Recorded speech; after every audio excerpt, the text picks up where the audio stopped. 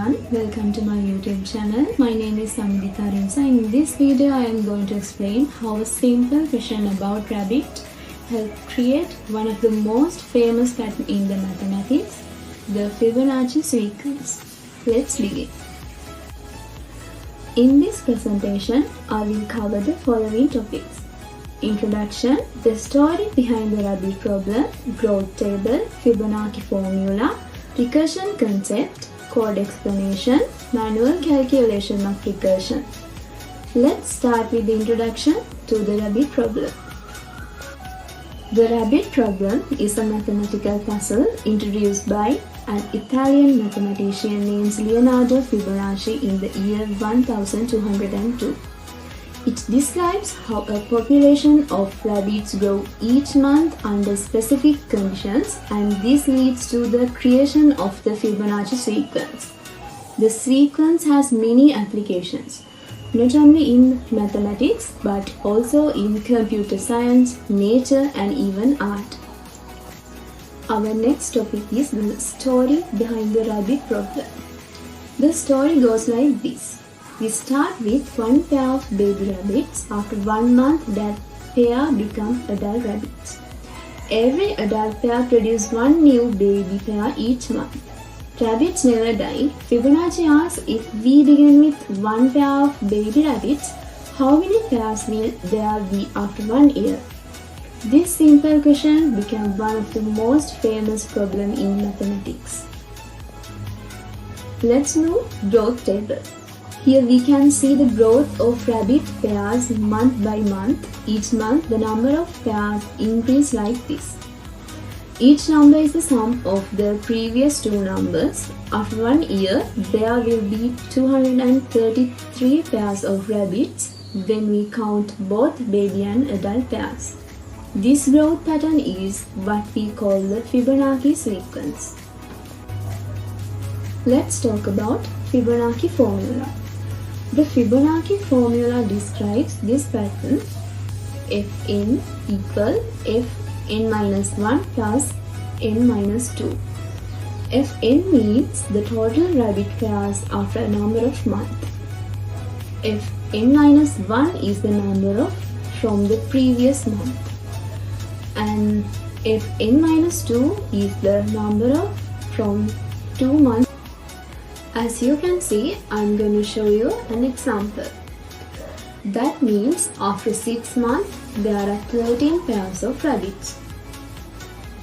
Let's move to recursion concept. Now, let's connect this to programming using recursion. Recursion is when a function calls itself to solve smaller parts of a larger problem. It keeps calling itself until it reaches a simple stopping point, called the base case. In the rabbit problem, recursion is perfect fit because each month depends on the 2 previous months. Here's how the Fibonacci formula can be written in recursive function. When n is 0 or 1, the function stops. That's called the base case. Otherwise, it calls itself twice. Once with n minus 1 for the previous month and once with n minus 2 for the month before that.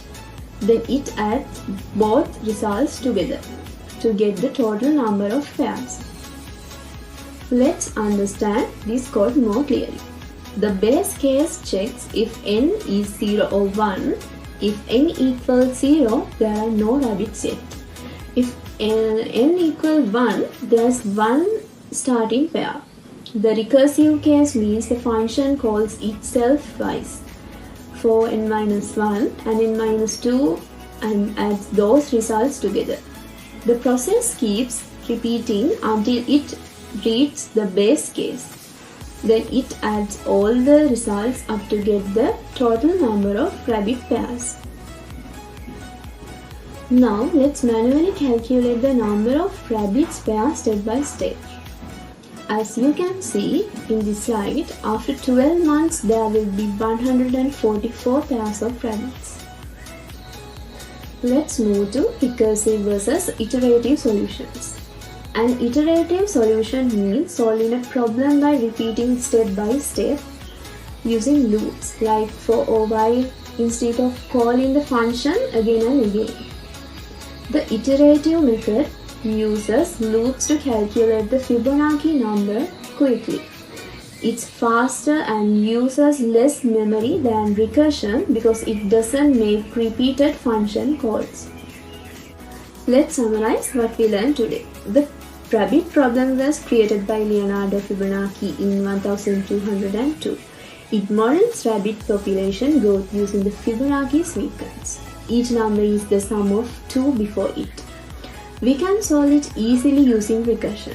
After 1 year, there are 144 pairs of rabbits.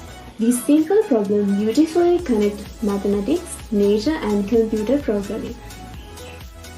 Thank you so much for watching my video about the rabbit problem. I hope you enjoy learning how Fibonacci numbers and recursion work together. So don't forget to like, share, and subscribe for more educational videos.